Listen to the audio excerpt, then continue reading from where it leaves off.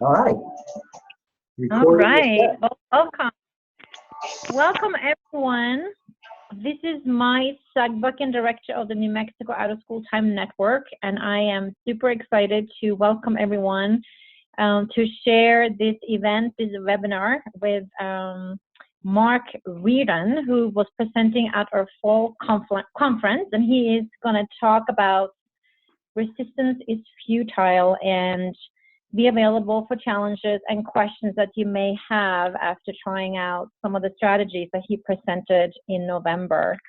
And he will, in the beginning of the webinar, go through and review some of the concepts and strategies that he presented.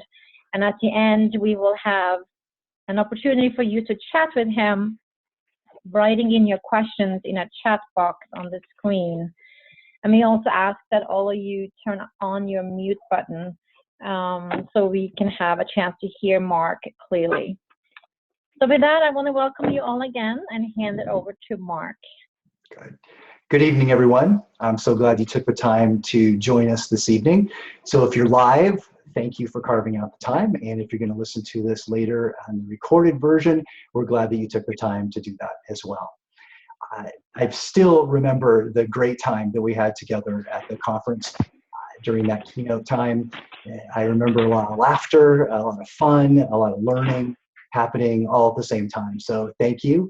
And the purpose of this evening is to put a, how shall I say, do a review. We're going to do a quick little review of the concepts that we have, that we shared at the conference, and specifically we're going to do a quick review of the parts of the brain and how stress affects the parts of the brain.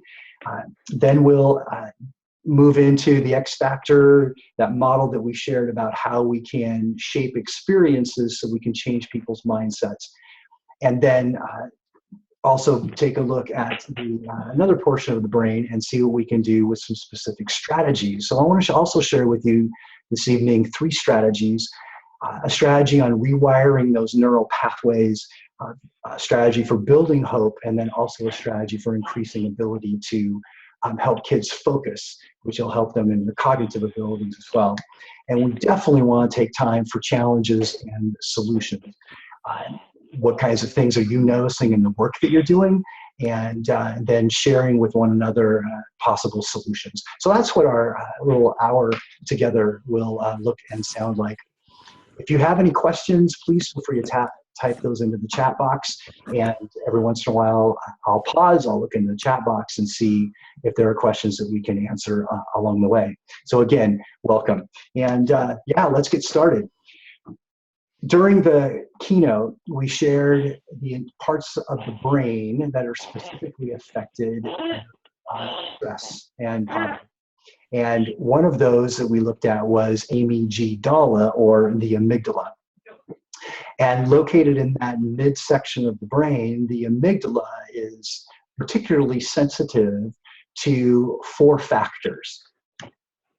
Those 4 factors are fear, anxiety, stress, and threat. So based on the input that's happening, external input that's happening, the brain can go into survivor mode, if you will, either some flight or fight. That might look like quietness and inhibition, and it could look like very outward aggressive kind of behavior as well. It's the brain's way of trying to protect itself when there's perceived or even real threat, stress, anxiety, or fear.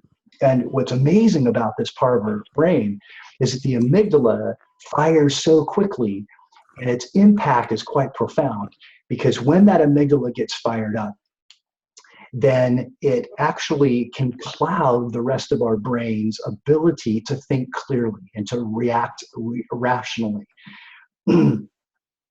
So what's also fascinating about this, about the amygdala, is that it can be not just real, but even perceived or made up in our own mind. So for example, there could be an association with a face, with a tone of voice, with a word, with a place, And that will trigger a whole host of associations that then will fire up our amygdala and then take over our brain, if you will. And this is an amazingly sensitive part of who we are as human beings, of our psychological and emotional makeup as well. So knowing that the kids that we're working with are working under profound... This is really interesting. Thank you. And who just spoke?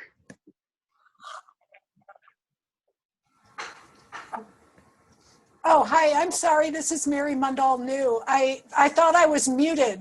Well, Mary, I'm glad that you joined us. And good, I'm glad that you find that to be fascinating, as I do as well.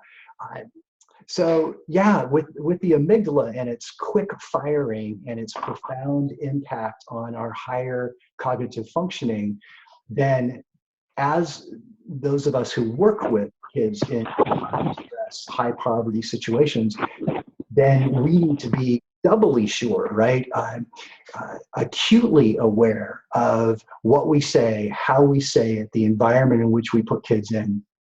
And as I was saying just a few moments ago, it's even just the perception, this association that can happen among kids. So oftentimes, even with our best intention, with our best language, our best efforts, there's something that goes on in the student's brain, in their mind, some association that happens, and then they'll go into this shutdown kind of behavior. So clearly our students, the kids that we work with, are carrying this heavy, heavy load in their brain, and it affects them emotionally, obviously psychologically as well. Now, we introduced also at the keynote the X factor phenomenon, and we explored that because the brain is malleable, because the brain can change and adapt. It can literally rewire its circuitry. It can replace damaged wiring. It can grow new cells. Our brains are amazing. Because it can be malleable like that, resistance is futile, meaning that our brain is capable to make the adaptations that it needs to overcome many, if not most, of those adverse conditions. Now, true, there's long-term effects, but for the sake of our conversation this evening, I want to stay on the premise that there is so much that we can do as influencers in our kids' lives, in the environment, in our interactions with them, and the kind of strategies that we employ with them. There's so much that we can do to help kids' brains physiologically, neurologically change, adapt, shift, and create a whole new set of neural networks. The brain is just such an amazing, amazing organ. Some people call it the organ of our mind. So the X factor phenomenon is a way of looking at how to work with kids, people, adults, and it works like this. The X factor phenomenon says that our experiences shape our mindsets. I'll define mindset as our belief systems, what we hold to be true, our mental models, our, if you even will, our projections about reality of the world. It's how our mindset, or all those mental constructs that we hold with all of its emotional attachments about how we view the world. So our experiences that we've had throughout our life shape our mindsets. And then our mindset then shapes the way in which we express ourselves, our words and our actions. And we'd share the story during the keynote about Louis, who was my sixth grade student of mine, who hated math, left math class multiple days in a row at the beginning of the school year, because he'd had 5 years of these stacked up experiences of him not being any good at math. He was fearful of math. He doubted his own ability. His mindset was one of, I can't do this. This is too hard, besides it being uncomfortable and embarrassing. So the way he expressed himself was to leave class, make outlandish statements, what could be interpreted as disrespectful. And it was based on the years and years of experiences that he'd had. And as we think into our own lives, we all know this to be true. It's a simple and profound truth about our human existence, if you will, that all of the experiences that we've had, good, not so good, have shaped us, have shaped the way in which we view the world and now interact with the world.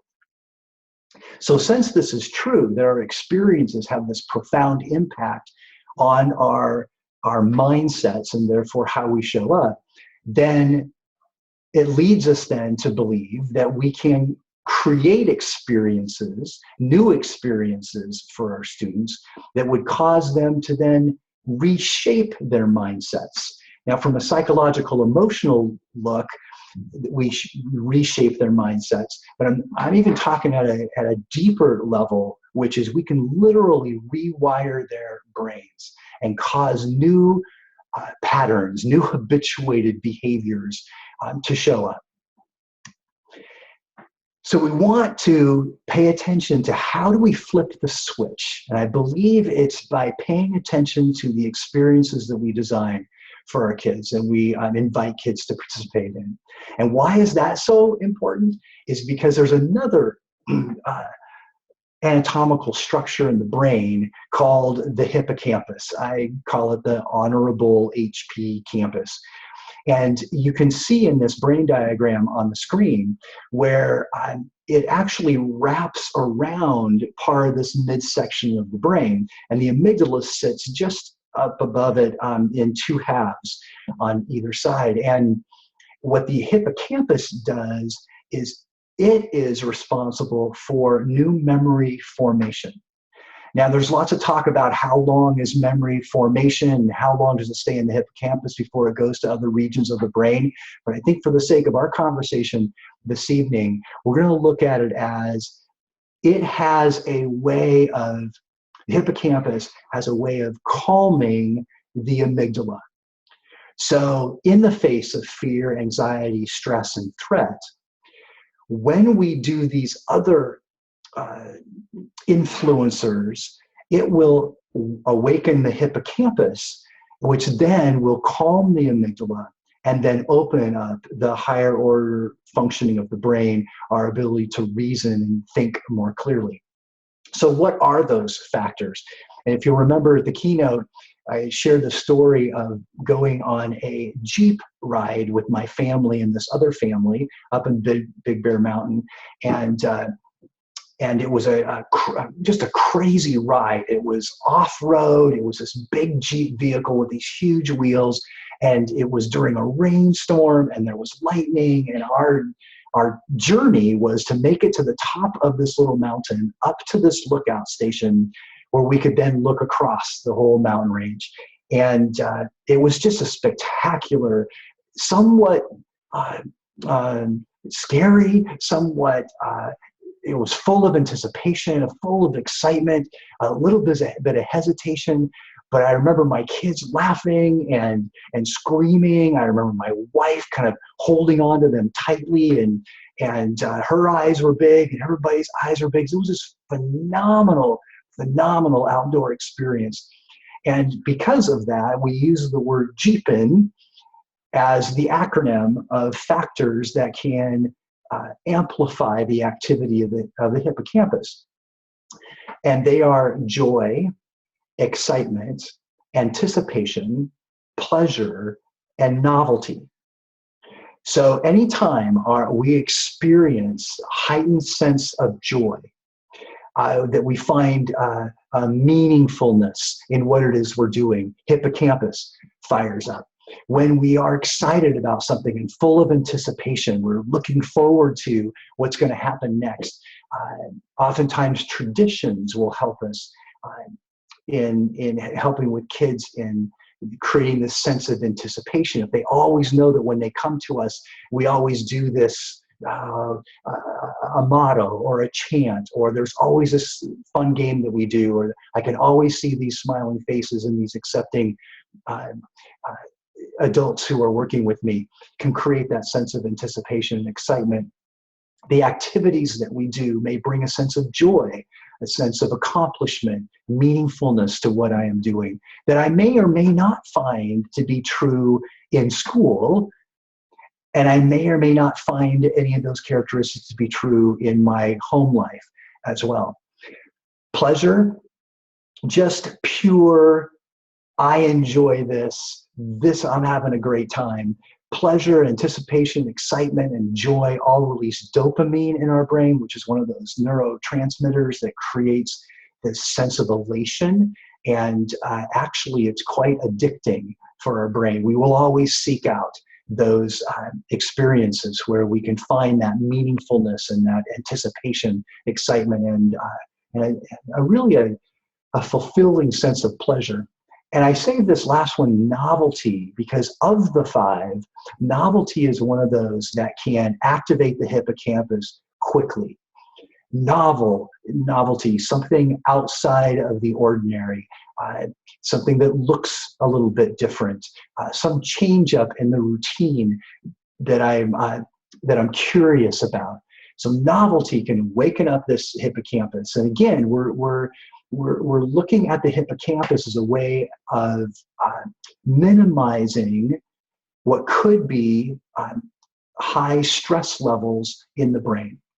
So as we look at our after-school programs, or whatever programs that we're doing working with children, as we look at those programs, we can use these 5 characteristics then as ways of shaping, maybe even guidelines, or I want to say even success criteria. You know, are we in the programs that we are doing with kids, in our relationships with kids, in our interconnectedness with kids?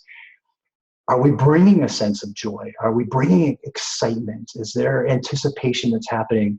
Are kids finding this to be a pleasurable experience? And every once in a while, are we bringing in this sense of novelty, just switching it up just a little bit? So the question at this point is, what joyful, exciting, anticipation-ing, yeah, I made that word up. I thought it might be a little novel. What pleasurable and novel experiences are your kids having? So I'm going to pause here for just a moment, and if we can use the chat window, or if you'd like, you can go ahead and unmute yourself and just share a story, if you would, or a little activity or strategy that you might be doing that's recreating experiences for kids, that is reshaping their mindsets and therefore how they express themselves in their world. So now's the time. Little example in the chat box, or unmute yourself and share with us.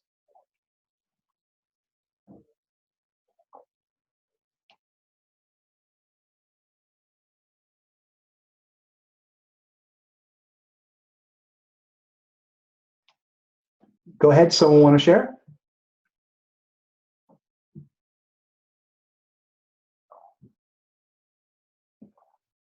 Okay, well, we'll continue then. I'm sure that I'm anticipating, right? I'm hoping that that question is getting you to think for a moment. And I'm sure that you have strategies that you're doing or experiences that you're creating for kids that are indeed joyful, exciting, full of anticipation, pleasurable, and are novel at times. Next place we want to go here in the webinar after this review that we've done of the key concepts in the from the keynote.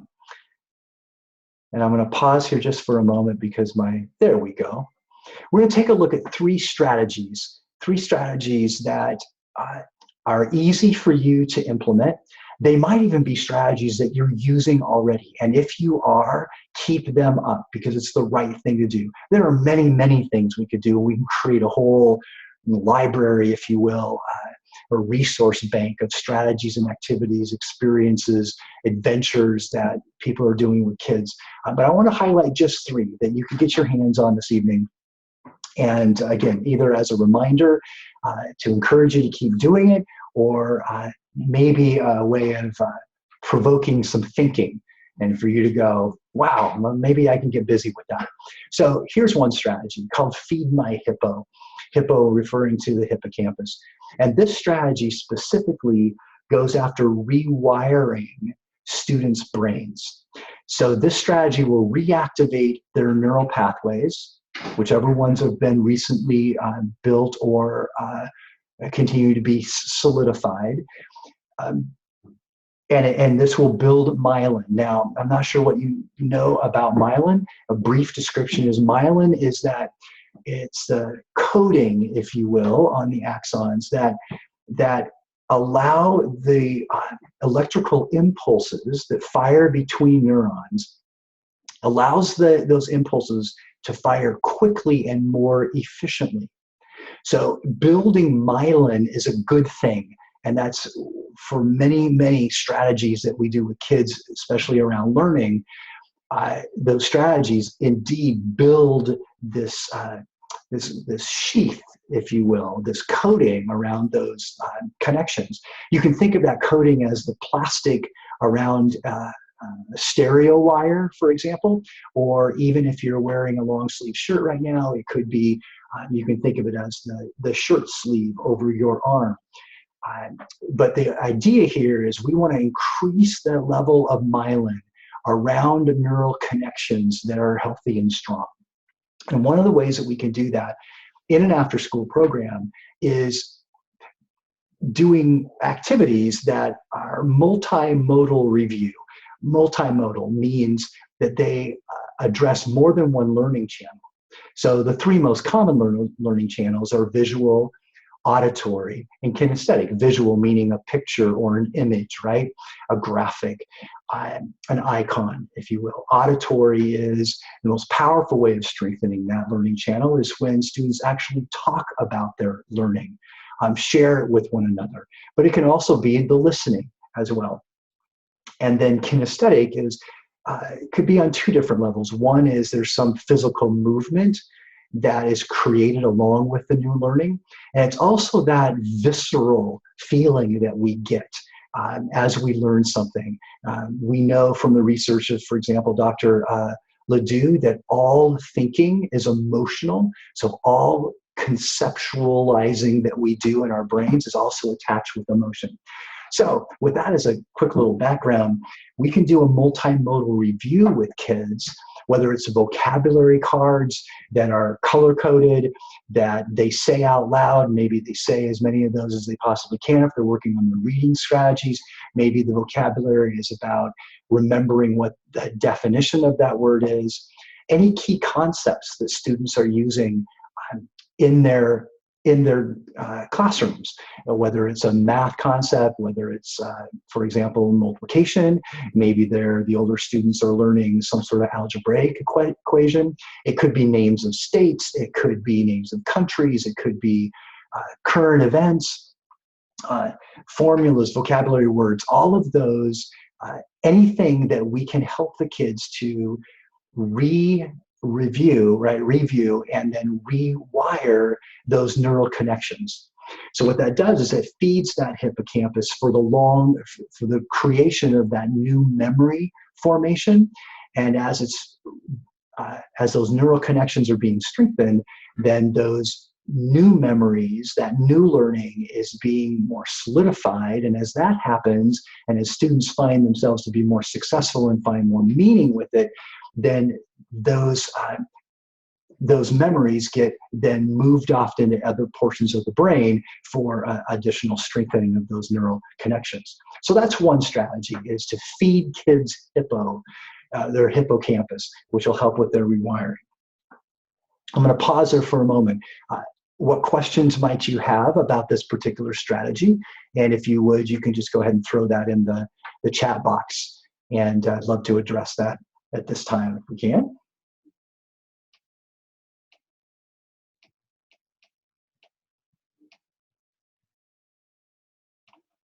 Okay, well, let's continue then. The second strategy for this evening is Positive messages. We shared this again at the keynote, and as a way of, because of the relationship that we're able to develop with students in our after school programs, because we're able to spend, for some kids, longer than many other adults might be spending, investing in their life, we know the power of languaging on the brain from the studies of neurolinguistics back in the 70s and then ongoing even up to today. The power of the words as they are heard, and then the neural connections that are created in the brain just simply based on languaging. Now, that could just be the word themselves, but we also know that in our languaging, right, as we speak to one another, it is more than just the word itself. It is the intonation that we use. It's the volume, right? It's the pitch that we use. It's the pace of our languaging that communicates so much more than just the words themselves. Here are some words, some phrases, if you will, that you might be using with students already. And let's review them. So, you will make it. What a powerful statement to say to kids. You will make it through this. You can do this. This is important. What we're talking about right now is important. The work that we're doing right now is important. The relationship that we're trying to work on right now with a friend of yours, this is important for you, for as you learn to mature, as you learn to interact with people in healthy ways. These next two statements, two of my favorites. I believe in you. I'm not sure how often the students that we work with actually hear that. They may hear the opposite of that from teachers, from parents, from guardians, from even other kids that they hang out with. But I believe in you. I believe in your ability. I believe that you can overcome this. I believe that you have what it takes to get this figured out. And I'm on your side. I'm right here with you. I'm not going anywhere. I'm going to walk this through with you. We're going to figure this out together.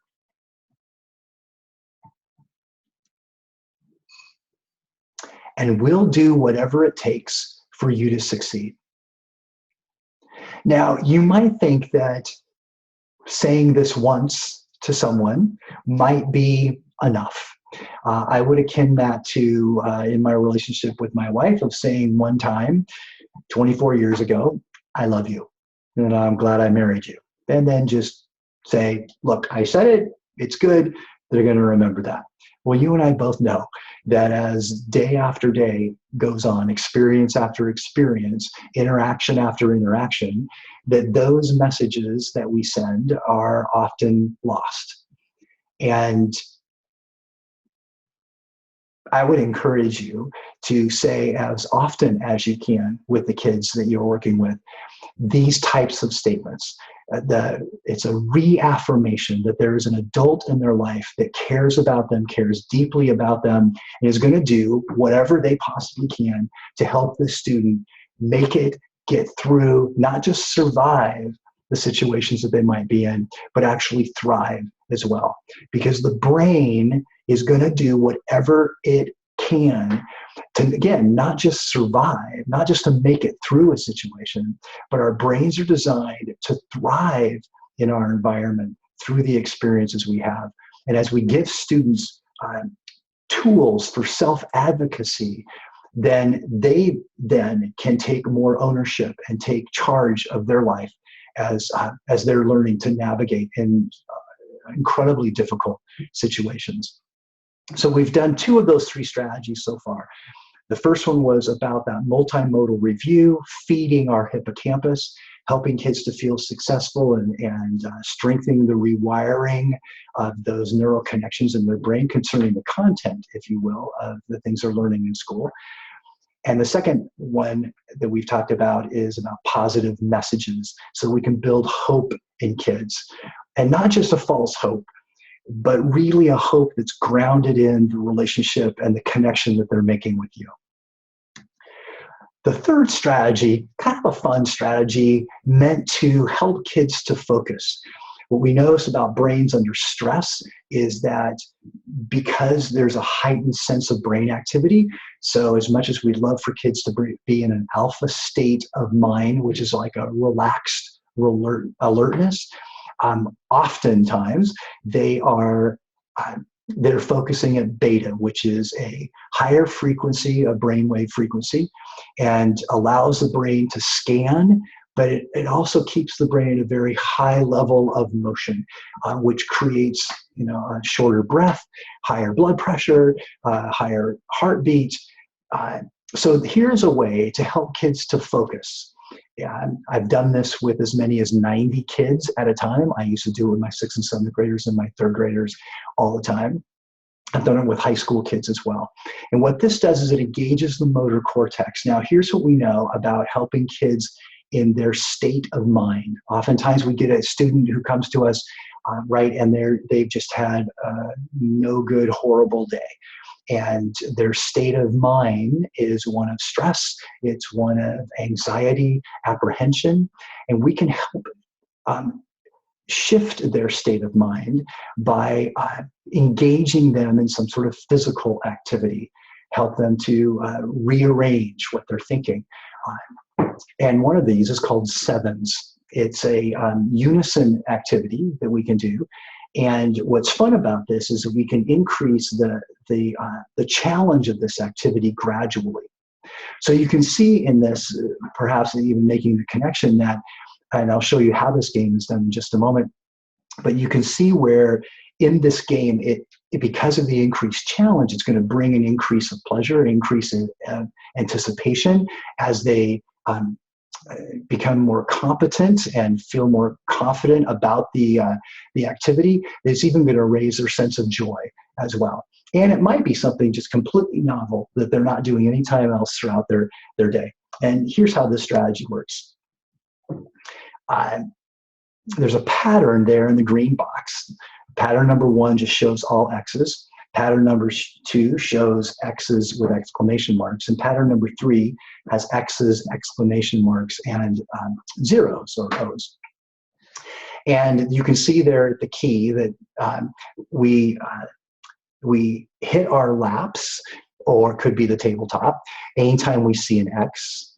Where there's an exclamation mark, we clap, and we touch our shoulders when there's a 0. So it's called sevens because there's always this pattern of 7 moves, right? So pattern number 1 is it would just be 7 tapping on the desk or tapping on our lap. So 1, 2, 3, 4, 5, 6, 7. Number 2 introduces the clap, which is 1, 2, 3, 4, 5, 6, 7. And number 3 is 1, 2, 3, 4, 5, tapping my shoulders, 6, 7.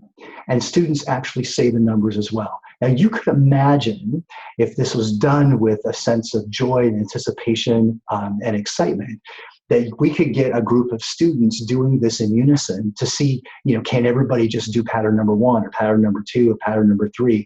And using your own creativity, you can mix all these up as often as you would like, even have students lead this activity as well. And again, the purpose of this activity, as other physical activities, is to help kids shift the state of mind that they were in, help them to focus, and then to create a different state of mind, but also possibly even focus on you if there was a set of directions coming up next or a task that you wanted to have them involved in.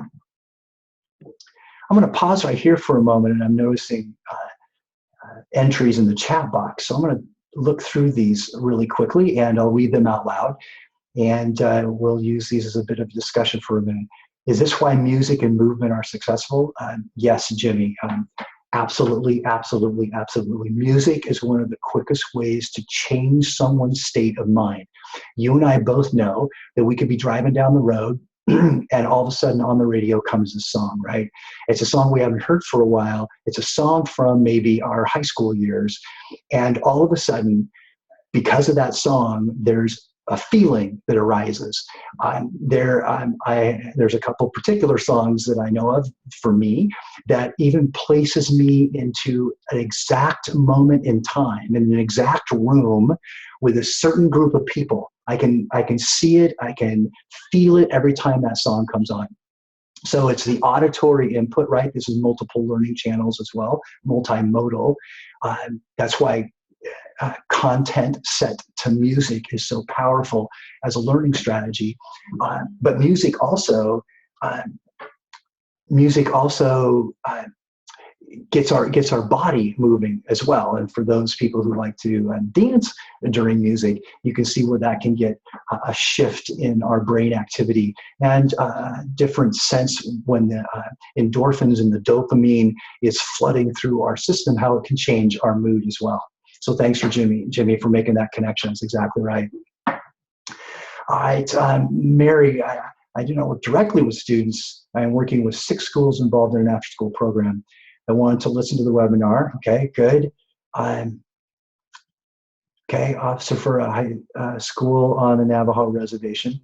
I hear some very outrageous situations, but by the time they get to me, students have had years of trauma. I'm looking for strategies to help these students. Any ideas? I'm going to just, a couple things come straight off my mind, and these, I'm sure, Mary, are strategies that you know already, and that is relationship is everything. Relationship is everything. It's about connection. What I know about American Indian cultures is that the level of respect for elders and the level of community is huge. In addition to having a very clear set of principles that guide our community. And so through relationship, through connectedness, students can find a safe place to be. Now, again, I'm talking about maybe this is an interesting way of saying this, the normalized population of people who have been under high stress, but clearly there are extremes on both ends of the continuum. But I'm thinking on one extreme of just high adverse poverty and adversity, stress over time. And there is plenty of research that shows us and tells us the damaging effects of long-term stress. And those are things for the medical community and for the psychologists to deal with. And as in our scope of work anyway, I'm approaching it from a standpoint of, if there's anything at all that we can do to help reshape these kids' brains, then here are a few strategies to do this. And again, I'm going to come back to the importance of building connections with kids, finding out what's important and meaningful to them, connecting that to the schoolwork that they're doing, or even in solving challenges as well. So I hope that gives you a little bit of some guidance there, Mary, on that one.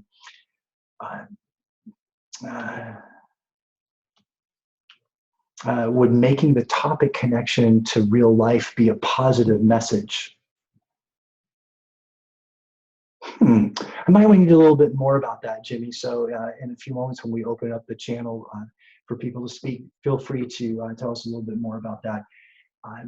And yes, we will get a copy of this webinar as being recorded, and the PowerPoint slides as well, so we can share those with you. All right.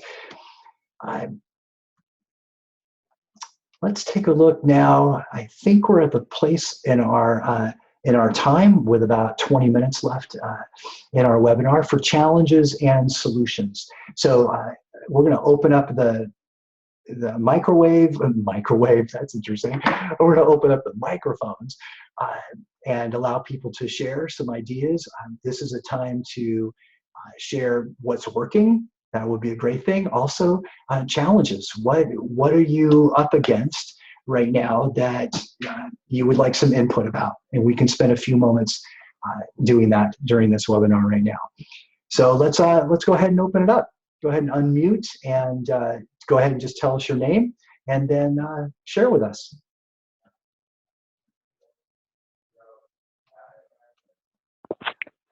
Can you hear me?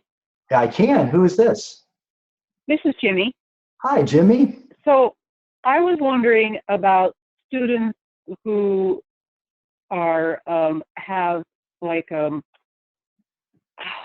I just lost the term, where noises and modality, sensory motor integration Yeah. problems, Uh-huh.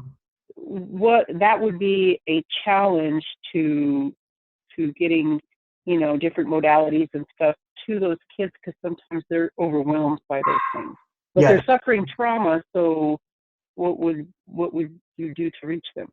Good. Thank you, Jimmy. That's a great question, and so true of so many of our students. Was the term you're looking for attention deficit disorder or ADHD or something like that? Was that the terms you were looking for? No, it was sensory motor integration problems. Sometimes they're super sensitive to feel or to loud noises or to movement or being touched. Yes. So as we get to know students, right, that you'll come to know that about that person.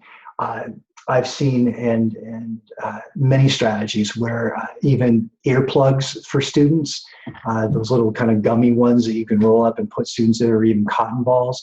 I've seen it also where, and what's interesting about that sensory motor integration situation for many kids is that with the right amount of stimulation, and again, not the extremes of incredible loudness or elongated hugs or touching in any way that would cause somebody to be uncomfortable, but instead this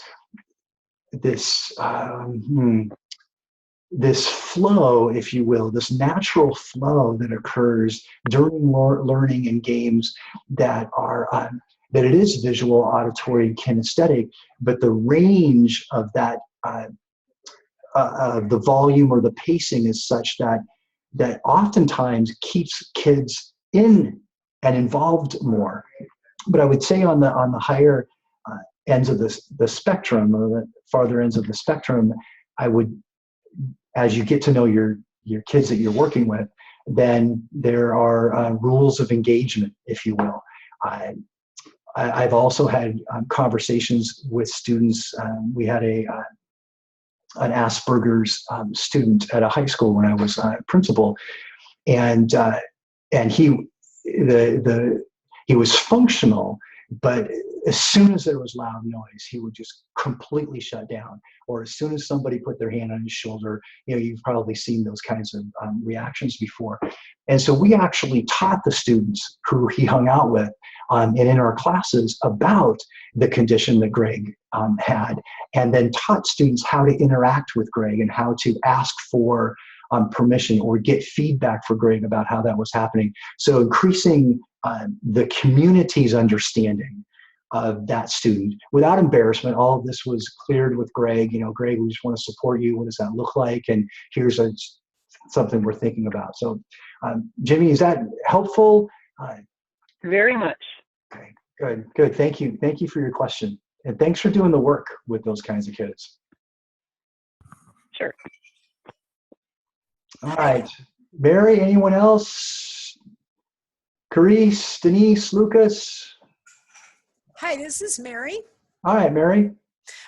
So I wanted to give you a little bit more information about my situation as a hearing officer. Okay.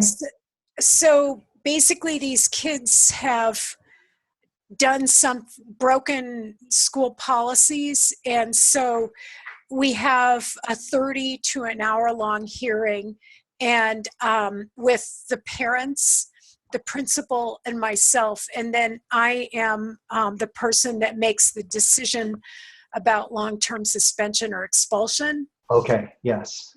And my concern about this is that, I work with students that I know have significant trauma. And to me, the punitive model is not appropriate. And, I'm just wondering if there's any resources. I mean, things I think about are parenting classes. I frequently recommend counseling, anger management, substance abuse counseling. But I really don't know these students well. And there's, we're a 16 school district. Right. So I wonder if you would have any ideas. Those are severe and extreme cases, right? And especially when they get to that level of where you're having to make those kinds of decisions about suspension or expulsions. I'm guessing that Mai is going to have those resources to help you, but it also sounds like you know that those types of recommendations. Mark, maybe what I can chime in on, this is Mai, I'm in Albuquerque, and what I would recommend is that you connect with agencies that are usually working with trauma in your area and see if there can be some cross support in terms of getting resources necessary to your students. Yeah, thank you, Mai. And I don't, which area are you in the state? Are you in Farmington or are you south? I'm sorry, you kind of broke up. I don't have a very strong internet connection. No, I was the wondering last where part, where in the state are you located at? Oh, okay. I'm in Shiprock, New Mexico. Yeah, so I would recommend connecting with trauma-informed Can you hear agencies. me? Yes, but I'm not sure if you can hear me.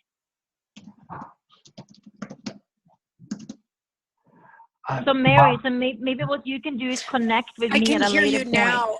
So I do. Sounds good. I will do that. Yeah, connect with me later. Thank and then you. We can brainstorm. Great.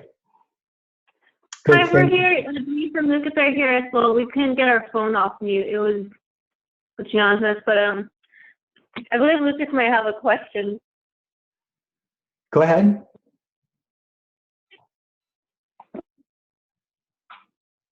Well, I guess okay, I'll ask first. I guess our main concerns is we don't have any kind of outreaches as to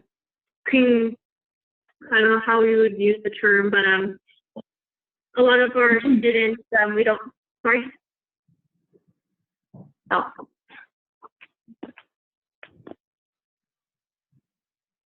You're cutting in and out, so it's a little hard to understand what you're saying. Yeah, how? Let's so try. A lot of our, okay, yeah, I think it's just a connection, but a lot of our students and our staff are around the same age, and there's just a hard way to relate. They tend to relate better with our programs, their adult program stuff, but our junior staff is just harder to reach out with the younger kids and whatnot. I mean, that's just the only thing I see as a challenge over just getting them to just respect our junior staff, and that's the only thing I see. I mean, other than that, we're pretty good on everything else. Great, thank you. Yeah, so there's a respect issue or challenge going on, and it sounds like it's primarily due to the narrow age gap, right, between your junior staff and the students that you're working with. Did I get that right? Very. Yeah. Very, yeah. We have high schoolers coming, even older than them, coming in also. Oh my, right. Well, yeah, the kind of training that junior staff needs is one about building relationships, and because as soon as they try to pull being the authoritarian, like I'm the staff person, you need to do what I'm telling you to do, as soon as they go there, then they break rapport, right? They break relationship. So yeah. whatever support you can give them and continue to give them around tools to help them communicate and also move these groups of people from activity to activity or wherever you're asking them to do. But it's, among junior staff, right, there's a little bit of immaturity that happens. They have the staff position, but yet they just don't have the life experience yet to know how to interact with students. Yeah, that definitely is a challenge. Okay, thank you. Yeah, and also I want to make sure, did you get a strategy out of what I said, or was that helpful? Because I want to make sure that, yes, it's a challenge, but I also want to make sure you get a solution, right, to work with. Right. I just feel like the only thing I see facing is them is that they also go to school with them, and they probably, another reason why they might not just have that respect for us is because they're peers and they see, well, this staff member acts this way at school. I mean, why should I respect them here at the club? I mean, I'm not saying I see what's going on there. That's just the only thing that I would see that doesn't change their mind, because we have kids coming in and out, so it's just a variety of kids, and so it's just hard to get that relationship with everyone else. We also have a large changeover in staff. The younger staff only stay for a year or so, and then we get a whole new member. Right. Yeah. So this the transition of staff, it's hard to build a long-term connection with kids in order to establish that level of respect and rapport. Here's a suggestion, and that is that as a leader of this program, right, that the more staff you have that is of that junior status, right, and there's that narrow gap between, if there's any gap at all, right, in their ages, is going to require from you as the leader to be more in charge and less delegation. Like they might be able to help you with logistics, maybe organizing groups, things like that. But I would consider the amount of responsibility that you're asking of your junior staff, and just take a look at that. Maybe you need to lead more or be in charge more. I throw that out there as a suggestion for you to take a look at. Right, that's a good one. Our other issue with that was a lot of our adult staff has changed a lot too. Most of the staff that was down here just left. They all left at the same time about 6 months ago. Wow. So it was all new staff, and I hate to put it this way, but the burnout rate at this organization, most people last about a year and a half tops, and that's adult staff too. Wow. Yeah, so it's just the consistency across the board has been pretty rough. Yeah. I'm agreeing with you. And you know how it goes with new management. It's always, okay, well, they do everything this way when we're kind of used to it being this way. So it's just been rough transitions for all the kids. Yeah. Exactly. Yeah. Many consistency. Yeah, and those are right. And so we're dealing with factors outside of our control, right? From what kids show up on a daily basis, right? So that's a little bit out of our control. The longevity of our junior staff, even the adult staff, as you were talking about. So there are so many of those factors that they're just outside of our control. So my encouragement to you is in the midst of all of that, where are those little moments and little ways that there can be this sense of continuity, and I think that's the best I have for you, is to find as staff transitions, is there something about the program that can stay consistent enough that would not be subject to a new staff or a new leader's quick change. Does that make sense? Right, it does.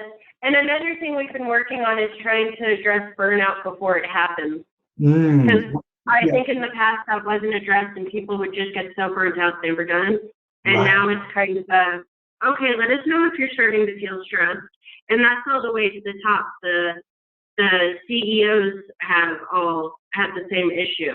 Okay. So we're trying to make it more of like just across the board a team community instead of a work community. Oh, nice, nice. That's a great change of focus. So you're wanting to be more proactive, it sounds like, on this. And so the more you can communicate with those people, like checking in, like you were saying,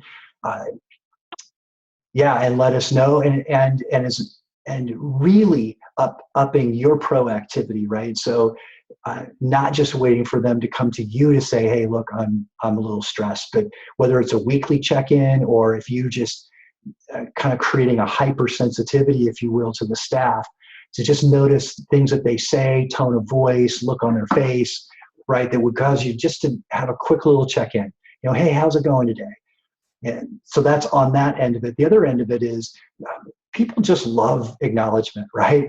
We love it. And some of those positive statements that we were suggesting earlier as one of those strategies work well with staff as well. And I know that there's low budgets and people are making less than what they could really deserve to be making. But I'm just even thinking, like, you know, little treats like, I don't know, I'm being a little crazy here, but gum or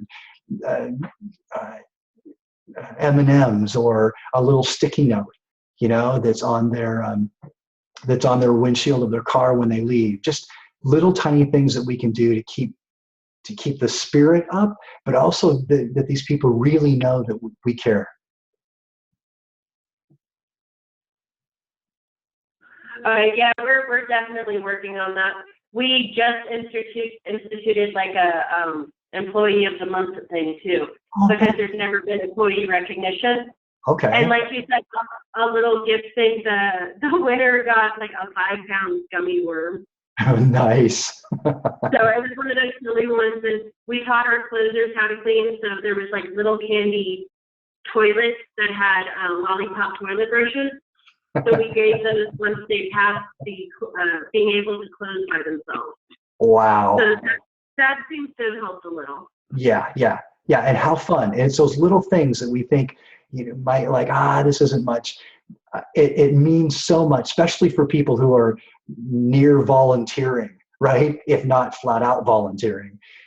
It is those little tiny things that make such a big difference. And they may not even express it outwardly, but you know, as they drive away or they think about their work in some other aspect of their day, it makes a huge difference. And you know, I want to come work with you, right? I want some of those fishy gummy things, and sounds like a lot of fun. All right. So maybe if we tried with having maybe our junior staff do the same with our students that come here, maybe if they start acknowledging or just participating with them more, maybe that will get the same outcome with our relationship with our junior staff and the junior staff with our students, maybe. Yeah, that's brilliant. Actually, that's brilliant. And what will really cause that to have a deep and profound impact on the kids is because you're already doing it with your staff. So you're modeling it, you're creating that culture, you're giving those acknowledgments. And so they're used to it. So now they know what that feels like. And so it's going to feel more authentic when they do it with the students because they're part of a culture. Does that make sense? Yes. Yeah. And exactly. Junior staff acknowledging, catching kids doing what's right, saying what's positive. Yeah, that's a great, awesome strategy.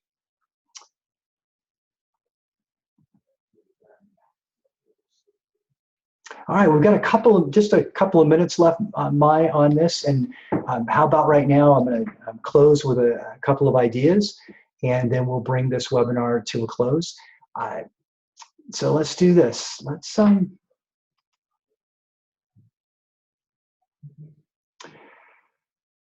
We're working on kids' brains. Yes, we work on their hearts, we work on their spirits, we work on the emotional side of who they are, the social side, the psychological side of them.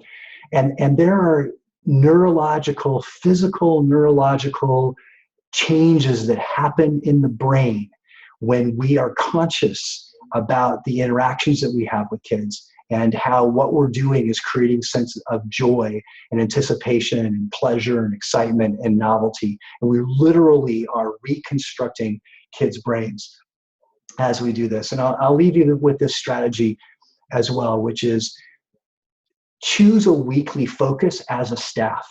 So that weekly focus could be on self-efficacy. In other words, teaching kids how to communicate what they're thinking and what they're feeling in respectful ways.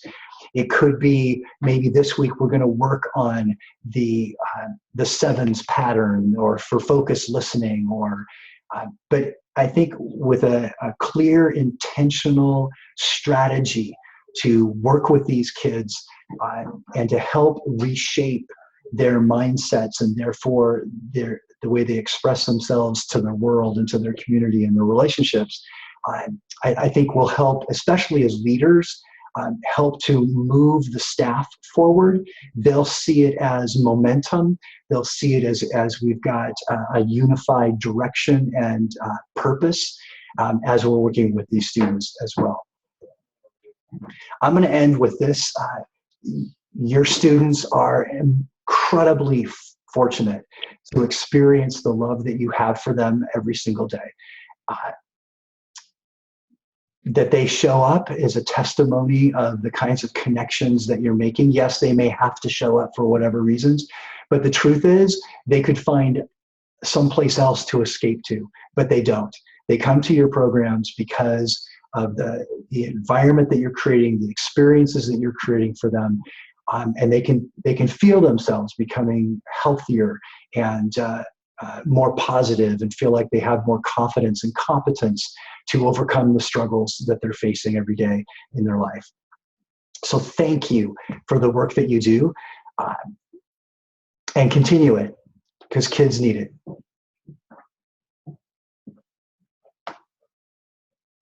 We'll go ahead and end the webinar here. Thank you for attending.